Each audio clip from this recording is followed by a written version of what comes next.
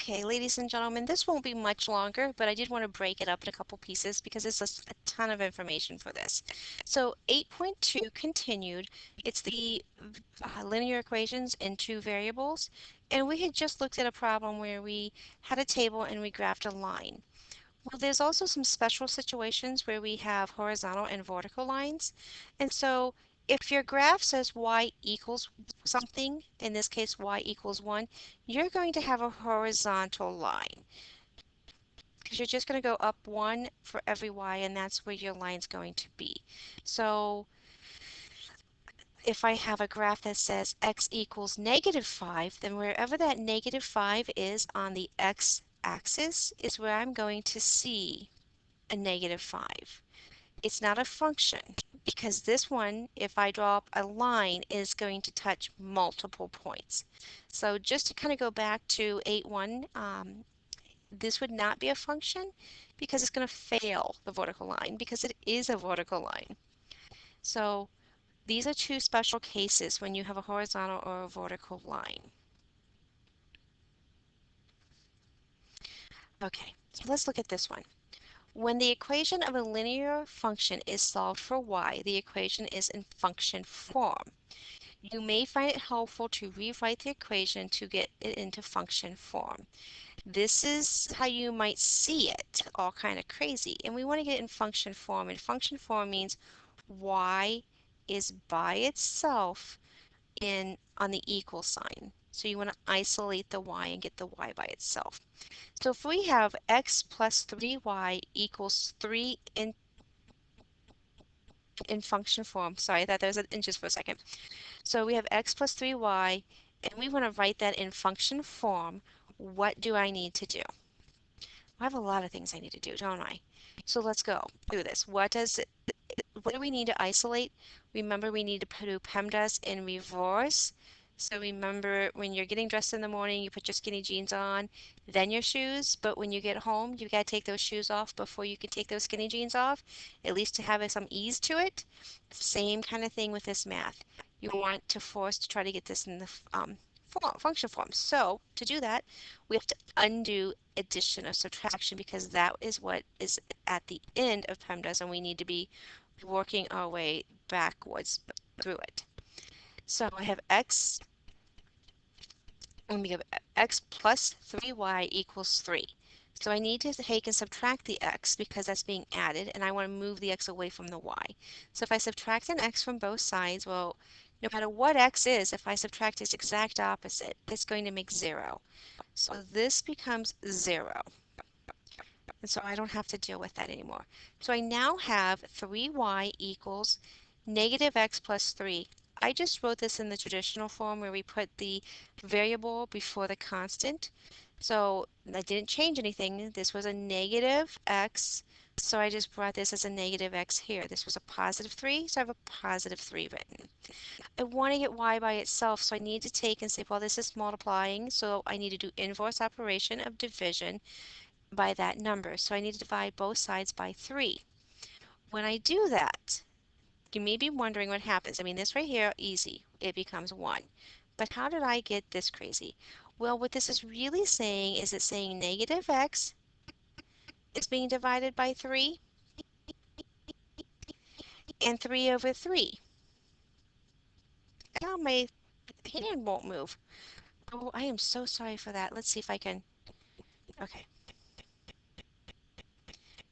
3 over 3. Well, what do we know about any number over itself? It's going to be 1. And we know this was positive. So this is 1. -x over 3, well, what was I too lazy to write? 1. So I can rewrite this as either -1x over 3, or I can write it -1/3 times x. It really is the exact same thing. I'm going to recommend that you write it like this because when we move into later and we talk about slope, we're going to need to know this like this. So you just want to put 1/3 and you're just basically separating it. And you're going to put the x beside it. It really is the same thing. Because if I had, I'm giving you an example, -1 over 3, and my x was a 6, negative 1 times 6 is going to be a negative 6 over 3. And that gives me negative 2. Now, if I say negative 1/3 times 6, I'm going to take 1 times 6 again, right? And this whole thing is negative. So 6 over 3, in fact, gives me negative 2. So that's why I really suggest that you write it like this. We're not really messing with anything crazy when I tell you to do that. It's just there's two ways of writing it, and this will be the easier way to write it in a very short time when you're asked to find slope of something. Okay, so let me erase all this writing for the moment. Okay, if you needed that writing, please feel free to go back and capture it. So now we have this equation. And this is function form because y is by itself. Now again, I made a table, and in that table I picked 0 because y, anything times 0 is 0, so I get left with y equals 1. Now, I picked 6s and 3s. Why did I do that? What do you remember? I did say you want to pick a multiple of the denominator, and the denominators are 3. I want to pick multiples. So if I put a negative 6 there, so I take x, so it's going to be a negative 6. Oh, I kind of just did this for you, didn't I? Except it's a little different. So negative 6 times 1/3 is going to be negative 6/3 negative. If I have a negative minus a negative, what do I do? When I have two negatives sitting in a row like that, it becomes a positive. So hopefully you remember minus the negatives plus a positive, that little video. Um, so this is positive 6/3 plus 1. So 6/3 is the same as 2, so 2 plus 1, I get 3. So let me see if I can't erase just one little thing. That kind of bites. Okay, so if I have a negative 3 and I plug negative 3 in for x, negative 1 times 3 that's going to become a negative, oh, my little mouse just went wild. Negative 1/3, and I promise you that's a 3, times negative 3. That is going to become a negative and a negative again. Negative, negative, 3 over 3, and I don't know why it's not working. It becomes negative, negative 3 over 3. I apologize.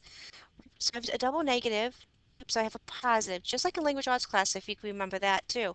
You have a double negative, no not, well that means yes. So double negative in math means the same thing. It's going to be a yes, it's going to be a positive. So 3 over 3 is 1. 1 plus 1 is 2. Again, remember when you make your tables, you want to do it numerically. Least to greatest is a great way of doing it because you can start to see a pattern. Can you predict what this number is going to be? Let's check to see if we are correct. Um, Hold on, I'm going to clean this up and I'm just going to fill that back in the table because I remember that was 3, 2, 1. Okay, so now if I multiply by a 3, 1 negative 1/3 by a 3,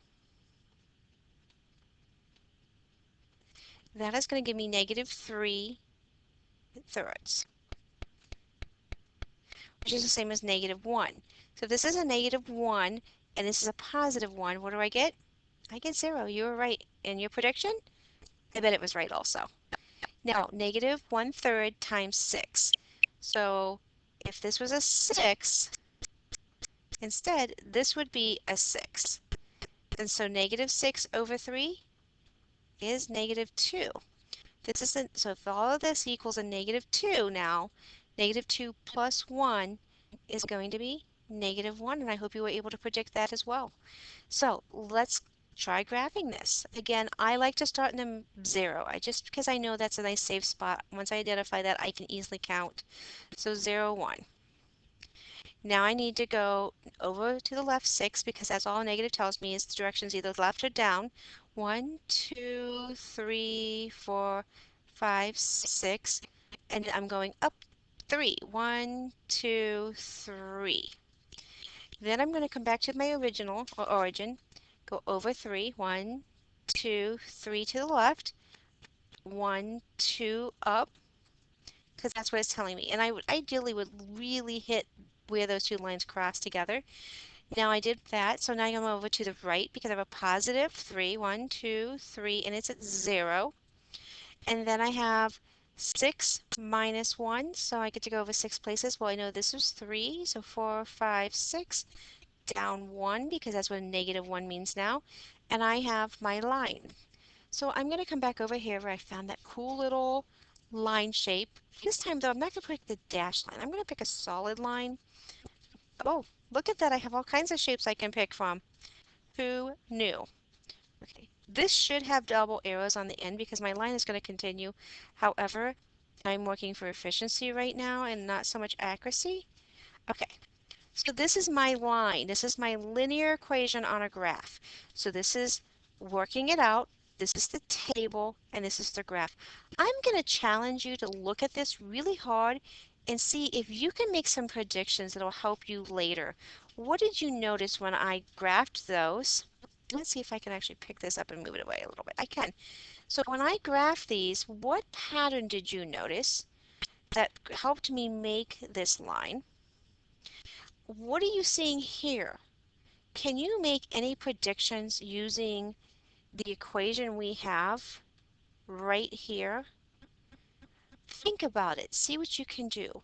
One thing I'd like to point your attention to is since we read left to right, same thing with math, if we start here and we go to the right, we're going down. So we're having a negative. So this line is a negative. So just do some predictions. Write those predictions in your notes. I want to see if we happen to hit those later. I thank you for tolerating 2 long videos, but this is very basic things that you need to be successful in all of your future math courses. So again, thank you.